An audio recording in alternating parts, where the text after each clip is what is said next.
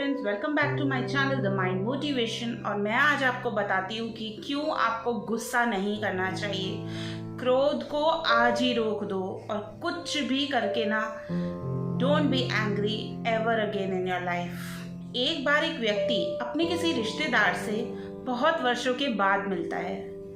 दोनों बहुत बातें करते हैं, अपने इतने साल कैसे बिताए उसके बारे में चर्चा करते हैं और उनको पता भी नहीं चलता कितना टाइम हो जाता है, वो बातें करते रहते हैं फ्रेंड्स। लेकिन एक बहुत ही ज़्यादा छोटी और मामूली बात पर दोनों का झगड़ा हो जाता है। झगड़ा धीरे धीरे बहुत बढ़ जाता है क्योंकि इस इंसान को गुस्सा करने की बहुत ही बुरी आदत थी।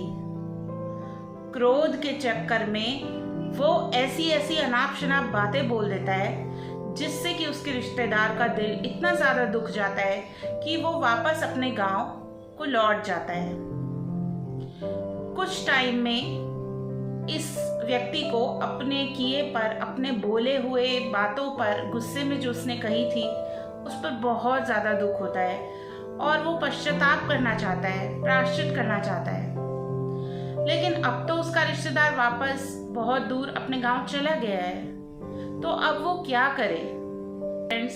काम धंधे में वो इतना उलझा हुआ है कि वो छुट्टी लेकर जा तो नहीं पाएगा, लेकिन उसको अंदर ही अंदर से बहुत ही ज़्यादा दुख है कि अब वो ऐसा क्या करे कि सब ठीक हो जाए और उसकी कही हुई बातें वो रिश्तेदार भूल जाए।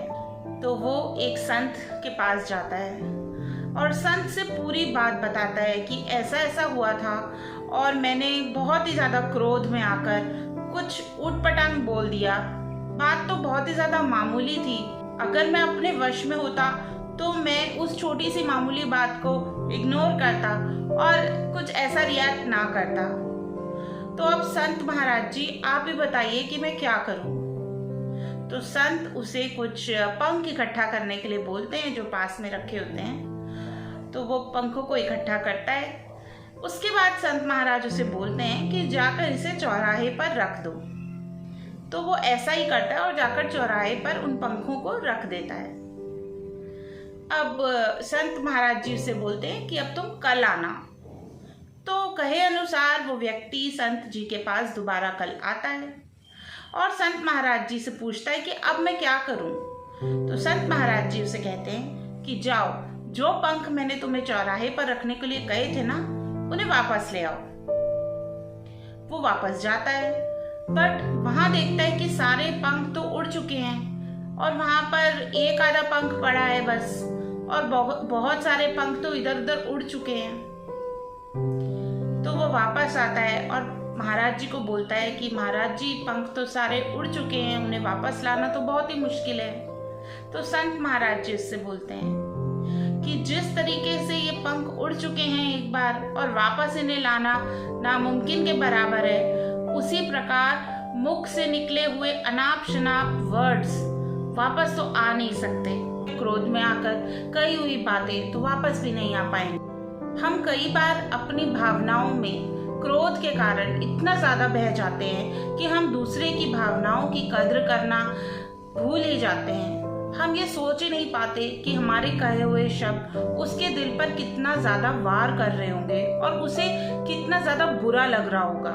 बोलने से पहले 100 बार सोचना चाहिए फ्रेंड्स। जो आप कहने जा रहे हैं, क्या आप उन बातों को उस व्यक्ति से आप वापस ले पाएंगे? नहीं ना। और क्या आपके शब्द इतने अच्छे हैं कि सामने वाले को अच्छे ही लगेंगे? तो ये बातें आपको सोचनी चाहिए और तोल मोल कर ही बोलना चाहिए। इसलिए जो बुद्धि भगवान ने दी है उसका इस्तेमाल करना है और क्रोध में नहीं आना। और मैं बाकी लोगों से भी गुजारिश करूंगी कि क्रोध में अगर आपको किसी ने कुछ कह दिया है तो उन बातों को इग्नोर कीजिए, क्योंकि क्रोध में कही हुई बातें 99% बिल्कुल भी सच नहीं होती। हम अपने आपे में नहीं होते और कुछ भी अनाप शनाप बोलते हैं जिनका कोई मीनिंग नहीं होता है। तो अगर आप किसी से क्रोध की वजह से नाराज हैं कि उसने गुस्से में आपसे ये सब कहा था, तो उसे भूल जाइए, माफ भी कीजिए। और जिन लोगों को गुस्सा करने की आदत है तो उनसे मैं गुजारिश करूंगी कि गुस्से में भी कुछ ऐसा ना बोलिए कि सामने वाला आपको माफ ही ना कर पाए। इसलिए never get angry again and try to be calm. This is me Satvinder Kaur signing off. Video पसंद आया हो तो इसे लाइक शेयर सब्सक्राइब ज़रूर कीजिए। मेरे चैनल पर ऐसे ही powerful positive self improvement motivational videos देखने के लिए अभी के अभी बेल आइकन को भी दबा दीजिए ताकि सारी नोटिफिकेशंस आपके पास आ जाएं। चलिए फ्रेंड्स, बाय बाय।